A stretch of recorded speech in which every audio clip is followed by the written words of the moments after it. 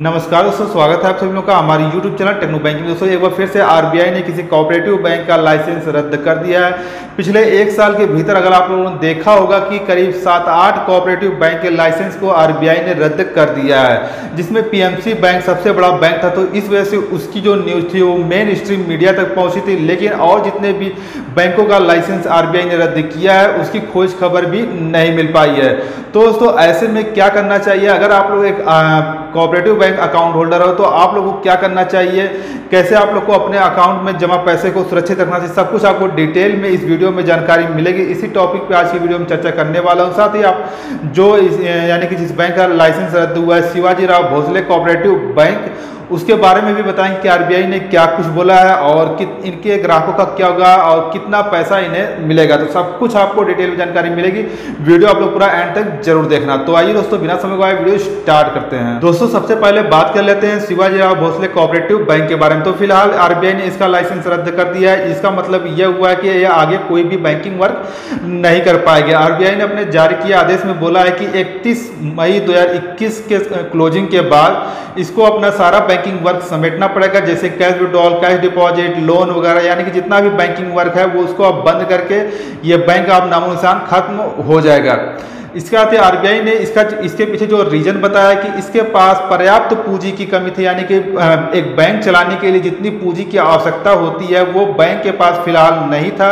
और अगर बैंक इसका लाइसेंस रद्द नहीं करता, यानी कि इसको बैंकिंग वर्क के लिए आगे जारी रखने का आदेश देता, तो ये जो इनके डिपॉजिटर है यानी कि जिनका पैसा जमा हुआ है इस बैंक में, उनके साथ नाइंसाफी होती। दोस्तों शिवाजी राव भोसले कोऑपरेटिव कस्टमर्स के लिए एक गुड न्यूज ये है कि आरबीआई के पास जो डाटा अभी बैंक ने भेजा है उसमें यह पता चलता है कि करीब 98% जो इसे कस्टमर हैं उनका जो पैसा है वो पूरी तरीके से वापस उनको मिल जाएगा। तो अगर आप लोग शिवाजी राव कोऑपरेटिव बैंक के कस्टमर हो तो ज़्यादा घबराने की जरूरत नहीं है। यहाँ बैंक की तरफ से जो डाटा मिला है उसमें यह बताया गया है कि 98% जो कस्टमर है उनका सारा पैसा, 98% से ज़्यादा कस्टमर के पैसे जो है वो उनको वापस पूरे मिल जाएंगे।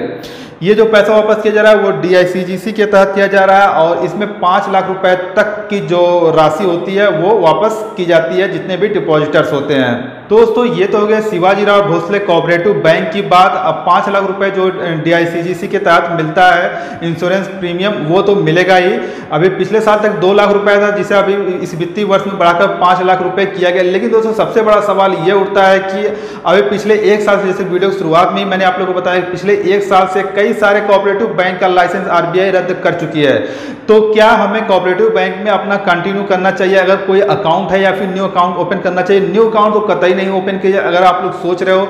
और जो ऐसा इसलिए कोऑपरेटिव बैंक का हाल खस्ता हाल हो रखा है क्योंकि कोऑपरेटिव बैंक लोन बहुत ही ज़्यादा प्रोवाइड, मतलब बहुत ही सस्ते दामों पे लोन प्रोवाइड करती है। साथ ही बिना कुछ सोचे समझे कस्टमर्स का हिस्ट्री वगैरह जाने पहचाने लोन देती है और सही समय पे लोन रिकवर नहीं कर पाती हैं ये कोऑपरेटिव बैंक, जिसके कारण इनकी एनपीए बढ़ती जाती है। तो इसी का यही सब कारण है कि जो कोऑपरेटिव बैंक का लाइसेंस लगातार रद्द होता जा रहा है। तो आप लोग को, अगर आप लोग का कोऑपरेटिव बैंक में फिलहाल कोई अकाउंट है तो एक काम करिए कि कोऑपरेटिव बैंक के अलावा भी आप लोग किसी नेशनलाइज्ड बैंक में, जैसे कि एसबीआई हो गया, पीएनबी हो गया, या फिर बैंक ऑफ बड़ौदा या फिर प्राइवेट बैंक में आप लोग अपना एक अकाउंट ओपन करवा लीजिए। और साथ ही जो आपका पैसा हो उसका जो ज़्यादा अमाउंट है वो अपने इन बैंकों में रखिए, जैसे कि जो नेशनलाइज्ड बैंक है या फिर प्राइवेट बैंक, और कुछ अमाउंट ही आप अपने उस कोऑपरेटिव बैंक के अकाउंट में रखिए। जैसे बहुत सारे लोगों की मजबूरी है, बहुत सारे लोगों का जो सैलरी अकाउंट है, इसके साथ बहुत सारे लोगों का उसी में स्कॉलरशिप वगैरह आती है, तो इस कारण वो अपना अकाउंट बंद नहीं करवा सकते। लेकिन ये काम आप जरूर करिए कि अपना जो आधे से ज़्यादा अमाउंट है उस अकाउंट से निकाल कर इस जो नया अकाउंट ओपन करेंगे उसमें रखिए। तो यही मैं आप लोगों से कह सकता हूँ। बाकी आप लोग की मर्जी, आप लोग की जो इच्छा है वो करिए। लेकिन कोऑपरेटिव बैंक के हाल इस समय अच्छे नहीं रह रहे हैं और आगे आने वाले दिनों में हो सकता है कि और भी बैंकों के लाइसेंस रद्द किए जाएं।